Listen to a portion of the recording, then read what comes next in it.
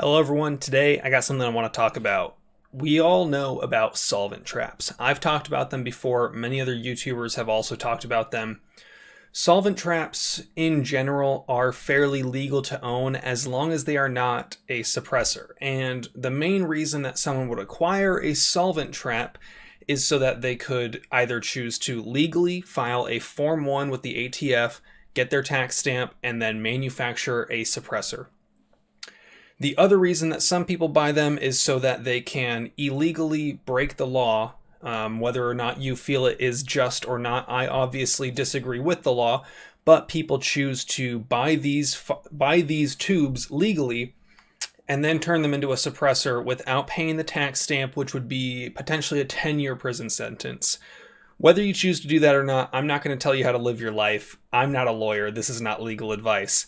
Let's talk about what the ATF is up to, because it appears as if the ATF is shutting down the way some of these businesses run and forcing them to go out of business, which is not good. Let's talk about it. So before I do, I want to say thank you to the sponsor of this channel, Franklin Armory. I'm actually going to go visit them this weekend to do a shoot. We are going to film some cool content, hopefully talk about some stuff, maybe give you some updates on some of the various lawsuits that I know many of you are probably interested in.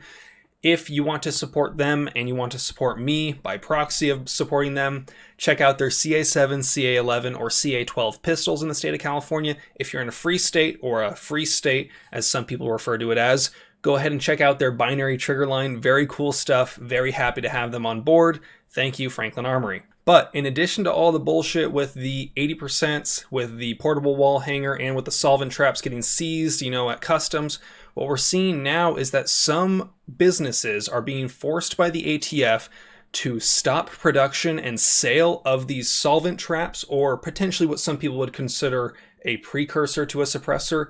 They're being forced to stop selling that to anyone that cannot prove that they have a Form 1 filled out, completed, and approved by the ATF for them to build a suppressor. So what we're seeing now is that actually a few companies that typically made their business solely from selling these solvent traps are now going out of business or no longer selling any more product, which is interesting because specifically one of these companies that has been attacked by the ATF or targeted by the ATF is being told that they can no longer just sell them to anyone that does not have a Form 1 suppressor stamp filled out.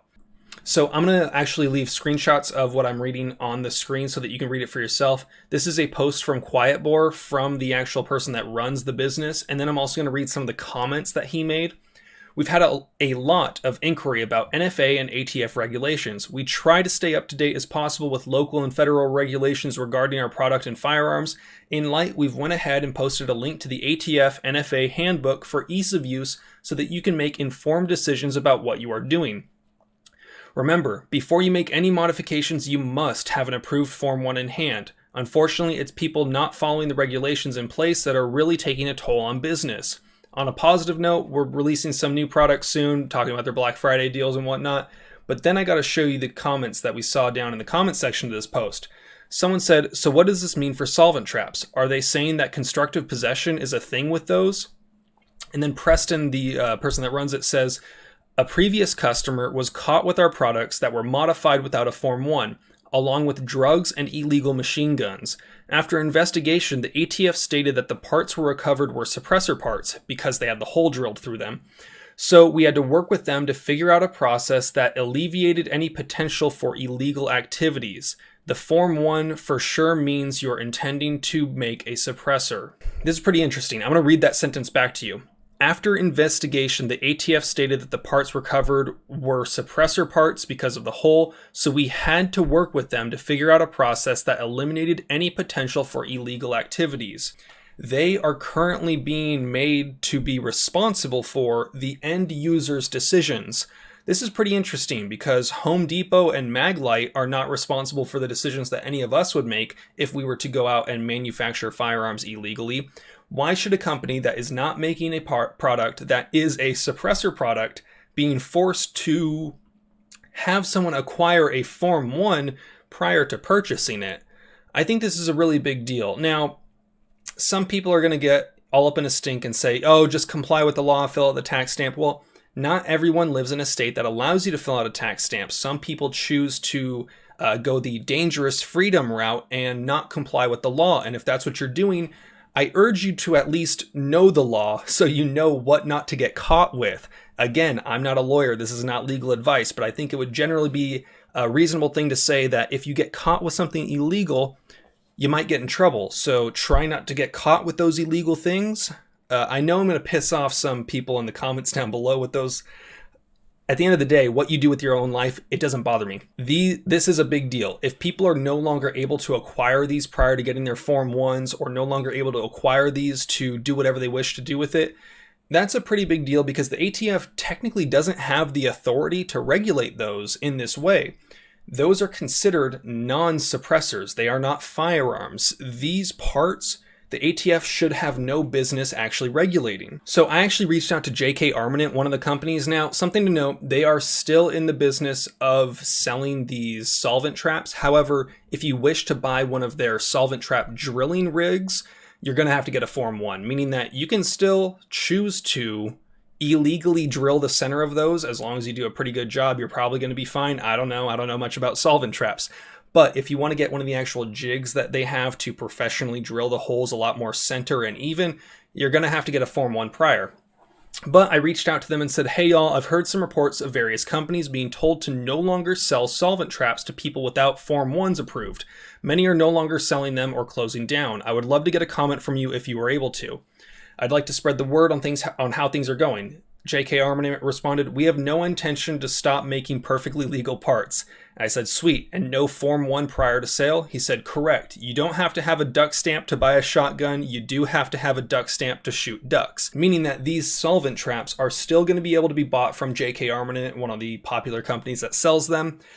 If you want to buy one of their jigs, though, it appears that it's still going to have to be something that you get a Form 1 for prior. All in all, this is pretty concerning because the ATF really has no authority to regulate these parts because they are not firearm parts. These are not suppressors. These are just metal tubes. They don't regulate metal tubes at the hardware store with with the same thread pitch. They don't regulate metal tubes at a hardware store with the right thread pitch to thread onto a barrel. You can buy adapters to go from an AR barrel to a oil trap or a oil filter and make oil filter suppressors illegally fairly easily.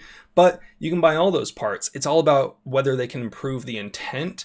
And ultimately, I think that the ATF has no business regulating these parts, but it's kind of scary to see that they're forcing businesses to change the way they do business. I'm kind of curious. And if any of you have any connections with the people at Quiet Boar, if you can get them to reach out to me or any of these other companies that have shut down recently, I would love to get more information as far as what specifically is causing them to no longer do this. Because if the other companies don't have the ability to keep manufacturing these and power through it, is it just because they have a bigger legal team, more money, more resources to fight the ATF with this? Or is it that the ATF actually had some sort of actual reason? Maybe they found some sort of loophole that they can exist in and stop these companies from manufacturing them. We honestly don't know, and I'm hopeful that more information about this will come out to light. I'm kind of just trying to bring more attention to this because it is important. The ability to manufacture legally or illegally, whatever the law says, it doesn't matter because the Constitution says shall not be infringed. So the ability for a person to manufacture their own firearms in their own home, I think that is a very important right and a very important ability that we should all have. It's not a very good thing to see things like this because this, when you look at the bump stock ban, the attack on 80% potentially, the attack on pistol braces and the Q, and now potentially solvent traps, we're looking at a lot of things where the ATF is overstepping their boundaries. And while Trump is not pro-2A in any means of the word, if Biden is elected, they would very easily have a lot more power to tell the ATF to do even more aggressive things. And we don't want that. We definitely don't want that. If you have any questions, drop a comment down below. I would appreciate it if you double checked if you are subscribed. A lot of people have been getting unsubscribed lately. Chances are you're one of the 67% of people that watch these videos that aren't subscribed. So if you enjoyed this video at all, let me know. Drop a comment down below. You guys know the drill. Have fun, be safe, stay dangerous. Peace.